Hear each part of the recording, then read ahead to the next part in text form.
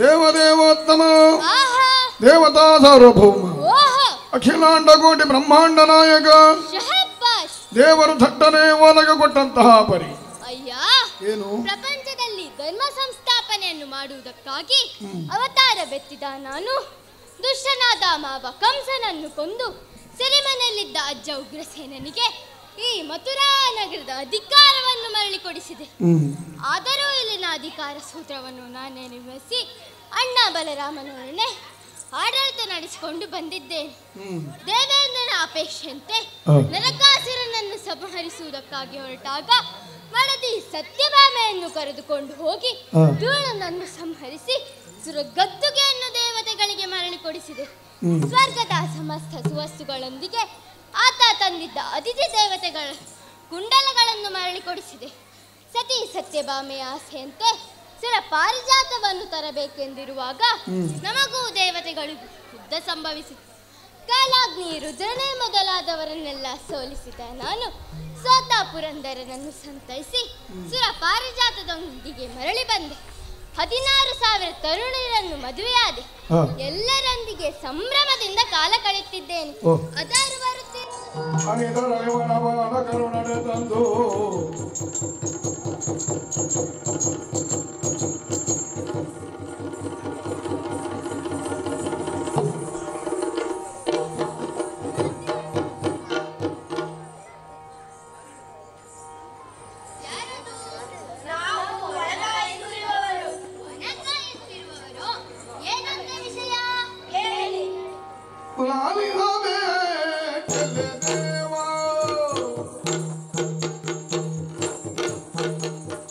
Wow.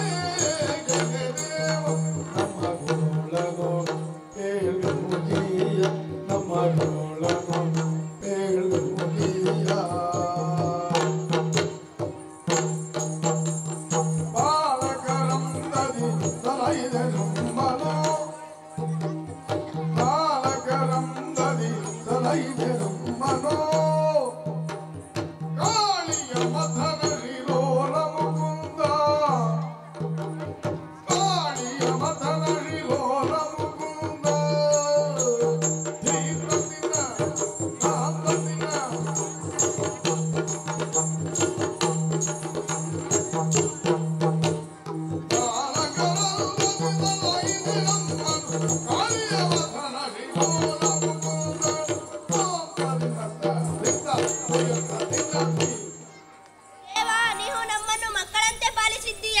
ನಮಗೆ ಯಾವುದೇ ಕಷ್ಟ ಬಂದಿರಲಿಲ್ಲ. ಸರಿಯಾಗಿ ಕೆಲಸ ಮಾಡಿ ಸಂತೋಷದಿಂದ ಬದುಕುತ್ತಿದ್ದೆವು ದೇವ. ಆದರೆ ಇವತ್ತು ಸಂತೋಷ ಇಲ್ಲ, ಮತ್ತೆ ಸಂಕೋಚ.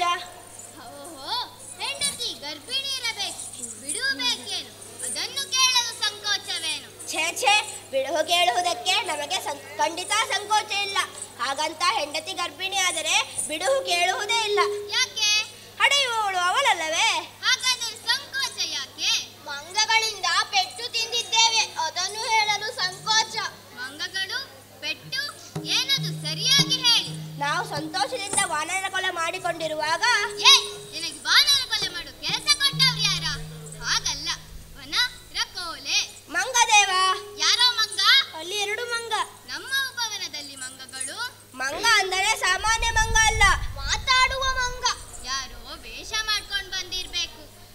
ಅಲ್ಲ ದೇವ, ನಿಜವಾಗಿಯೂ ಮಂಗಗಳೇ. ಅಂತಿಂತ ಮಂಗಗಳಲ್ಲ, ಮಹಾಪರಾಕ್ರಮಿಗಳು. ಓಡಿಸಬೇಕಿತ್ತು. ಓಡಿಸಲು ಹೋದರೆ ನಮಗೆ ಹೊಡೆದವು, ಕೈಕಾಲು ಕಟ್ಟಿದವು, ವನವನ್ನೆಲ್ಲ ಲೂಟಿಗೈದವು, ಮನೆಗಳನ್ನು ಉಳಿಸಿದವು, ಗುಡಿ ಗೋಪುರಗಳನ್ನು ನಾಶಪಡಿಸಿದವು. ನೀವು ಬಂದು ಶರಣಾಗಬೇಕಂತೆ, ಇಲ್ಲವೆಂದರೆ ಈ ಮಧುರೆಯನ್ನು ಕಿತ್ತು ಸಮುದ್ರಕ್ಕೆ ಎಸೆಯುತ್ತಾರಂತೆ. ವನಪಾಲಕರೇ, ನಿಮ್ಮ ಕಷ್ಟ ತಿಳಿಯಿತು. ಈ ಬಗ್ಗೆ ನಾನು ವ್ಯವಸ್ಥೆ ಮಾಡುತ್ತೇನೆ. ನೀವಿನ್ನು ತೆರಳಿ.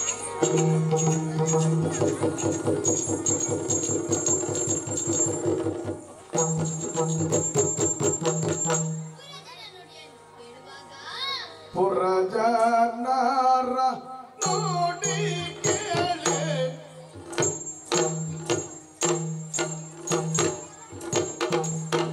ಪುರಜನರ ನೋಡಿ ಕೇಳಿ ಪುರಜನರ ನೋಡಿ ಕೇಳಿ ಹರಿಯೋ ಕನ್ನಯ ಹರಿಯೋ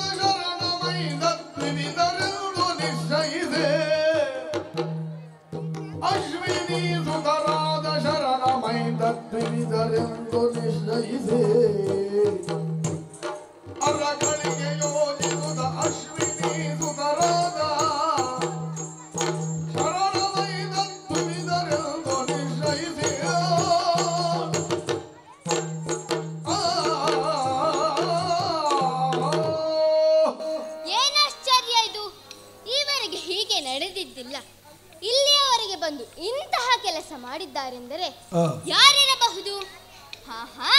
ತ್ರೇತಾಯುಗದಲ್ಲಿ ನನ್ನ ಶರಣರಾದ ಮೈಂದದ್ವಿಯುಧರು ಇಲ್ಲಿಯವರೆಗೆ ಬಂದಿದ್ದಾರೆ. ಈ ಕೃಷ್ಣ ಬಲರಾಮರೇ ಹಿಂದಿನ ರಾಮ ಲಕ್ಷ್ಮಣರು ಎಂಬುದನ್ನು ಅರಿಯದೆ ಇಂತಹ ತುಂಟಾಟ ಮಾಡಿದ್ದಾರೆ. ಇರಲು ಒಳ್ಳೆಯದೇ ಆಯಿತು. ಈ ಕೃಷ್ಣ ಯಾರು, ಅವನ ಯೋಗ್ಯತೆ ಏನು ಎಂದು ತಿಳಿದಿದ್ದರೂ ಅಹಂಕಾರಿಗಳಾಗಿ ವ್ಯವಹರಿಸುವವರು ನಮ್ಮಲ್ಲಿ ಕೆಲವರಿದ್ದಾರೆ. ಅಂಥವರಲ್ಲಿ ನನ್ನ ವಾಹನ ಗರುಡನೂ ಒಬ್ಬ.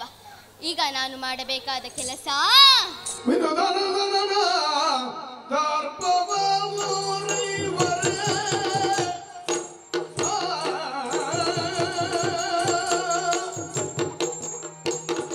ವಿನುದಾನಂದನ ದರ್ಪವ ಮುರಿವರೆ ವಿನುದಾನಂದನ ದರ್ಪವ ಮುರಿವರೆ ಈಗ ಅನುಕರಿಸಿದೆ ಕಾಲವೋ ಈಗ ಅನುಕರಿಸಿದೆ ಕಾಲವೋ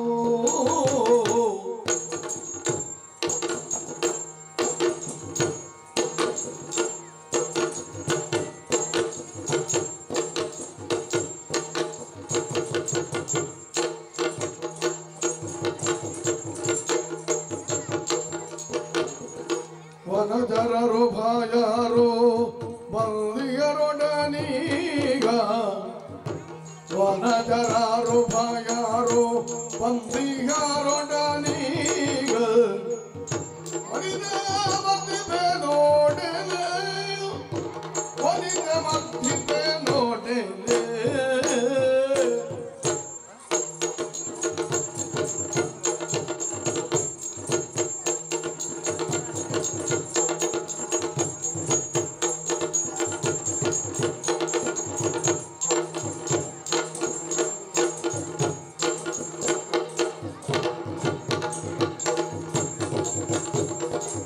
ವನಜರರು ಭಾಯರು ಬಂದಿಯರೊಡನೀಗ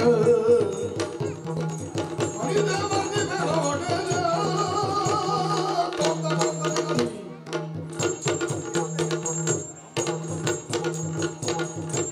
ದೇವತೆಗಳಲ್ಲಿ ಕಾದಾಡಿ ಸುರಲೋಕದಿಂದ ಅಮೃತ ಕಲಶವನ್ನು ತಂದುಕೊಟ್ಟವನು ತಾನು ಎಂಬ ಅಹಂಕಾರವನ್ನು ತಳೆದಿದ್ದಾನೆ. ಹೌದು ಈ ಸಂದರ್ಭದಲ್ಲಿ ಅವನ ಅಹಂಕಾರವನ್ನು ಈ ಮಂಗಗಳೇ ಮುರಿಯಬೇಕು.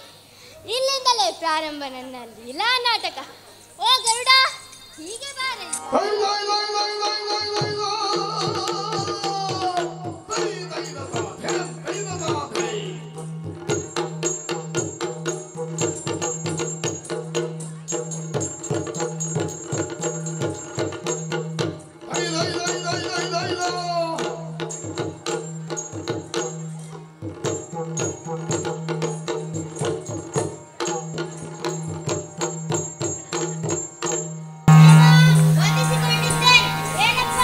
ಎದ್ದೇಳು.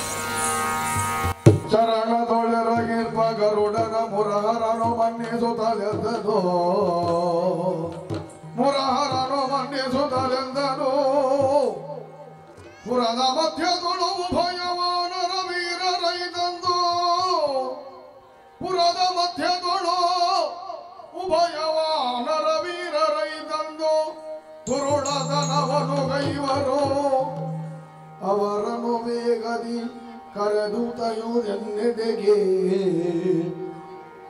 ಅವರನ್ನು ವೇಗದಿಯೇ ಕರೆದೂತವುದೆನ್ನೆಡೆಗೆ ಬರದಿರ ಧುರದಿ ರಟ್ಟೆಯ ಕಟ್ಟಿ ಬರದಿರೆ ಧುರದಿ ರಟ್ಟೆಯ ಕಟ್ಟಿ ಕರೆದು ತಾರೆಂದೆನುತ ನೇಮಿಸಿದ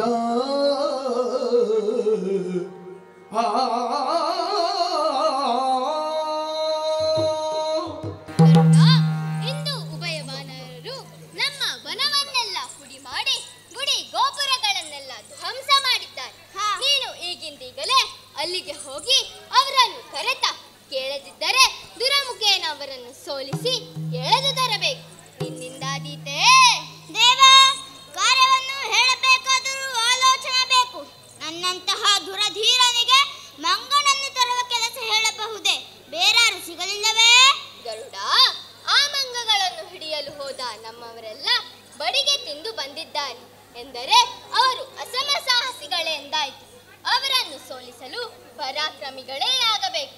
ನಮ್ಮಲ್ಲಿ ಅಸಮ ಸಾಹಸಿಗಳೆಂದರೆ ಸದ್ಯಕ್ಕೆ ನೀನೆ. ನೀನು ಮಾಡಿದ ಕೆಲಸ ಹೇಳಲಿಕ್ಕೆ ಹೋದರೆ ಮುಖ ಸ್ತುತಿ ಆದೀತು. ಹಾಗಾಗಿ ವಿವರಿಸಲು ಹೋಗುವುದಿಲ್ಲ. ಇರಲಿ, ಈ ಕೆಲಸಕ್ಕೆ ಯೋಗ್ಯನಾದವನು ನೀನೆ. ದೇವ, ಹರಿಯದ ನುಡಿಗೇಳುತ್ತ ಹರಿಯದ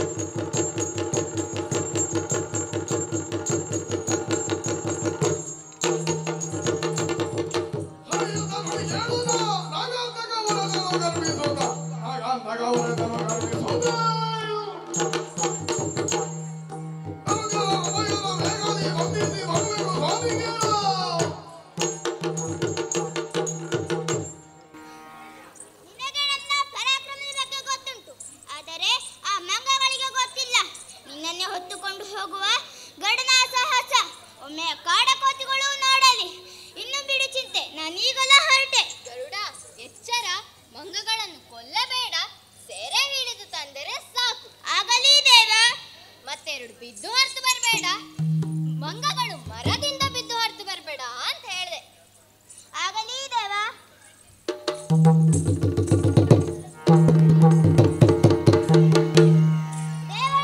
ಅಪ್ಪಣೆ ಪಡೆದಂತಾಯಿತು. ಹಾ ನನ್ನ ಹಾರಾಟದ ರಭಸಕ್ಕೆ ಹಾ. ಆ ಕಾಡಕೋತಿಗಳು ದಿಕ್ಕೆಟ್ಟು ಓಡಬೇಕು. ಹಾ. ಆ ರೀತಿ ಅಬ್ಬರದಿಂದ ತೆರಳುತ್ತೇನೆ. ದೈದ ದೈದ ದೈದ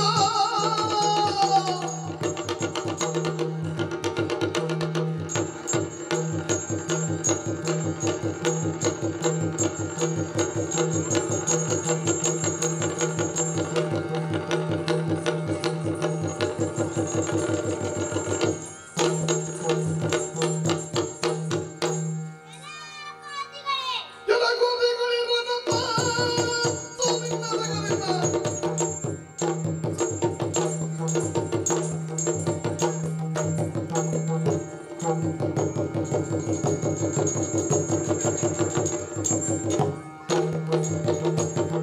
ಜಲಗೋದಿಗಳಿರುವ ನಮ್ಮ ಪಟ್ಟಣಗಳು ಸಲುಗೆಗಳು ಬಂದರಿಂದ ಪಟ್ಟಣಗಳು ಸಲುಗೆಗಳು ಬಂದರಿಂದ ಮರುವಾರ ಕರ್ತಗೆ ಮರವಾರ ನನ್ನೋಳು ಕಳಿನಲ ಕಳೆದರಿಂದ ಎಲ್ಲಾ ಕಪಿಗಳೇ, ಏನಿದು ನಿಮ್ಮ ಕಪಿಕೆ ಅಷ್ಟೇ?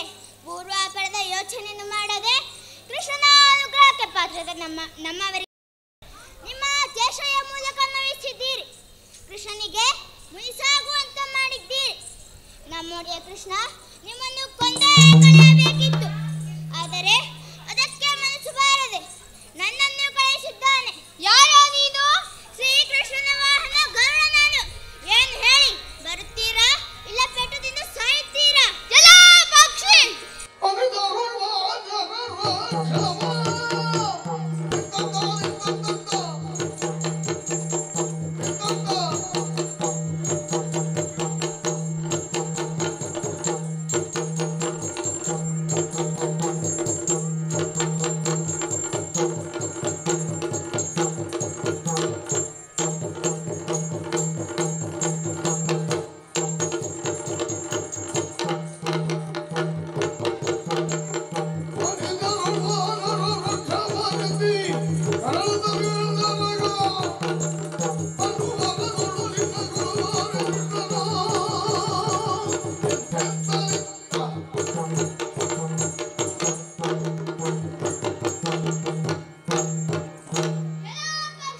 ನೀನಾಡಿದ ಮಾತು ಬಹಳ ಸೊಗಸಾಗಿದೆ.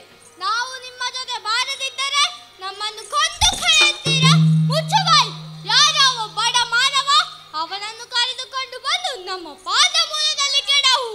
ಇಲ್ಲವಾದರೆ ಬಲು ನಿನ್ನನ್ನು ಕೊಟ್ಟಿಕೊಂಡಾಗ ನಿನ್ನನ್ನು ಕಳುಹಿಸಿದವ ಆ ಕೃಷ್ಣ ತಾನಾಗೇ ಬರುತ್ತಾನೆ. ಏನು ಹೇಳಿದಿರಿ ಬಡ ಕೋತಿಗಳೇ?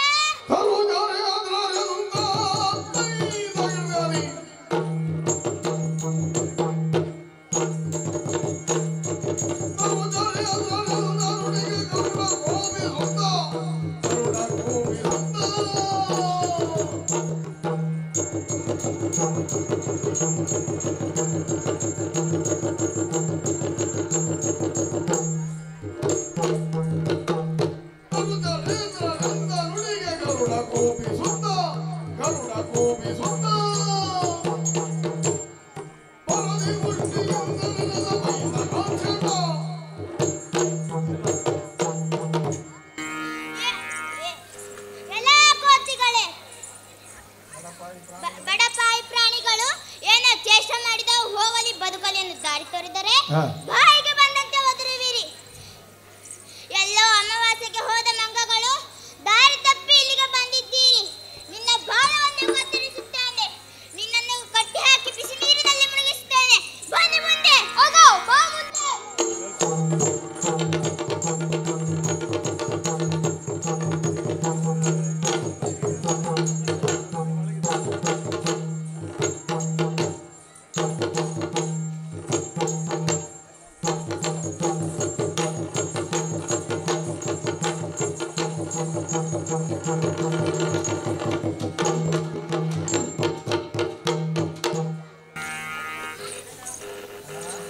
ಅಣ್ಣ, ವಿದ್ಯಾಧಿಕ ಪ್ರಸಂಗಿ, ಇವನನ್ನು ಹೀಗೆ ಬಿಡಬಾರದು. ಹೌದು ತಮ್ಮ, ನಮ್ಮ ಬಾಲವನ್ನು ಬೆಳೆಸಿ ಇವನನ್ನು ಸುತ್ತಿ ಸೂರ್ಯಮಂಡಲಕ್ಕೆ ಹಾರಿಸುತ್ತಾ ಜೋಗುಳ ಹಾಡೋಣ.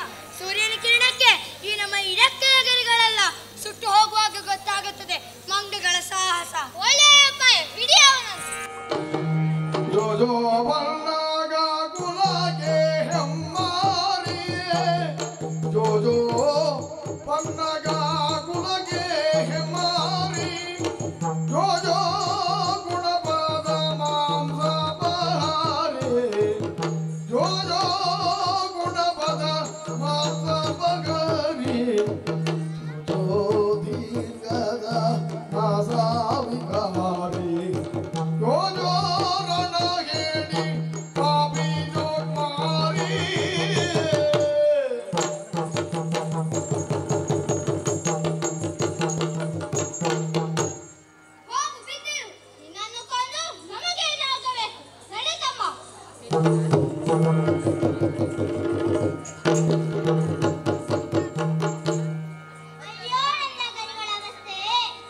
ಗರಿಗಳೆಲ್ಲವೂ ಸುಟ್ಟು ಕರಗಿ ಬೆಂಡಾಗುತ್ತ ಧರಣಿಯೋ ಬೀಳುತ್ತೇಳುತ್ತಲೇ ತರುಣರಾರಿದೇನ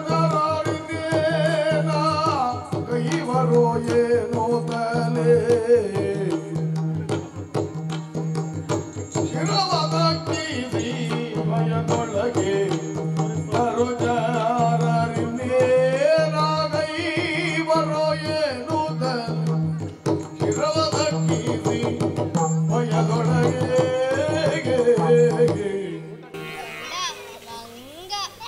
ಮಂಗಗಳನ್ನು ತರುತ್ತೇನೆ ಎಂದೆಲ್ಲ ಮಂಗಗಳನ್ನೆಲ್ಲಿ ಬಂಧಿಸಿಟ್ಟೆ? ದೇವ, ಹೇಳಲೂ ಆಗುವುದಿಲ್ಲ, ಹೇಳಲೂ ಆಗುವುದಿಲ್ಲ. ಅಮೃತ ಹಸ್ತದಿಂದ ತಡವಿದ್ದೆ, ಎದ್ದೇಳು. ದೇವ, ಕಪಿಗಳನ್ನು ಕರೆತರ್ತೇನೆಂದು ಹೇಳಿದ್ದು ಸತ್ಯ. ಆದರೆ ಅವು ಸಾಮಾನ್ಯ ಕಪಿಗಳಲ್ಲ. ಮಾಡಿದ ದೂರದಲ್ಲಿ ನನ್ನನ್ನು ಭಂಗಿಸಿದವು, ನನ್ನ ಪುಕ್ಕಗಳನ್ನು ಘಾಸಿ ಮಾಡಿದವು. ಪರಿಣಾಮವಾಗಿ ಸೋಲು ನನ್ನ ಪಾಲಿಗಾಯಿತು. ಮಾತ್ರವಲ್ಲ ದೇವ, ಅವುಗಳು ತಮ್ಮ ಬಾಳವನ್ನು ಬೆಳೆಸಿ ಅದರಲ್ಲಿ ನನ್ನನ್ನು ಸಿಕ್ಕಿಸಿ ಜೋಜೋ ಹಾಡುತ್ತಾ ಭಾನುಮಂಡಲದವರೆಗೆ ಎಸೆದವು. ಅಲ್ಲಿನ ಸೂರ್ಯಕಿರಣಕ್ಕೆ ನನ್ನ ಗರಿಗಳೆಲ್ಲವೂ ಸುಟ್ಟು ಹೋದವು. ನಾನು ಕಂಗೆಟ್ಟೆ ದೇವ.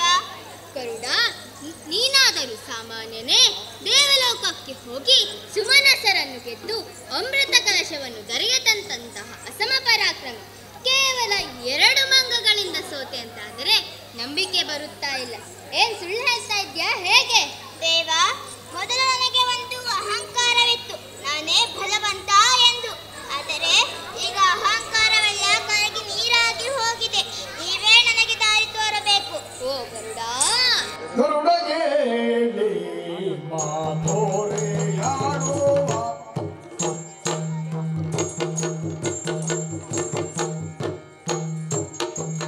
ಗರುಡಗೆ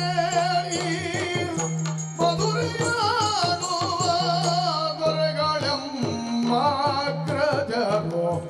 ಪುರದಲ್ಲಿ ದೊರೆಗಳೆಂಬಾಗ್ರಜರು ಪುರದಲ್ಲಿ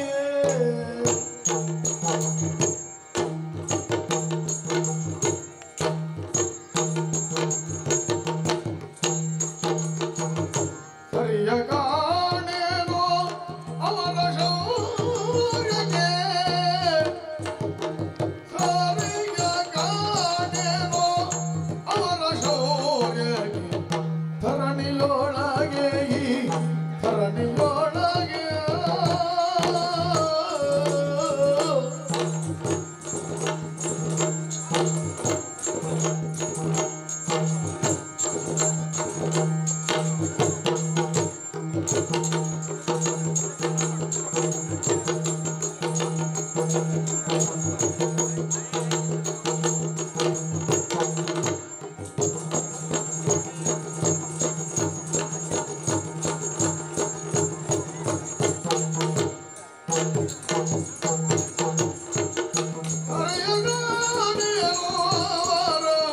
ಶೌರ್ಯಗೆ ಧರಣಿಯೊಳಗೆ ಗರುಡ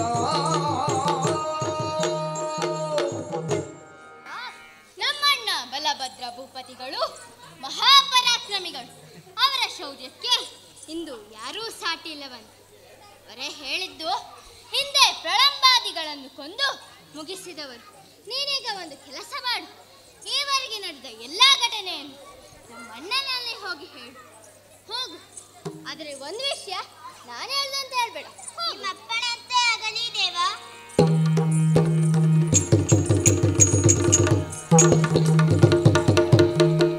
ಗರುಡನ ಗರ್ವಭಂಗವಾದಂತಾಯಿತು. ಇನ್ನು ನನ್ನ ನಾಟಕದ 2ನೇ ಅಂಕ. ನಮ್ಮ ಅಣ್ಣನ ಅಹಂಕಾರ ಮುರಿಯುವುದು ನೋಡುವ.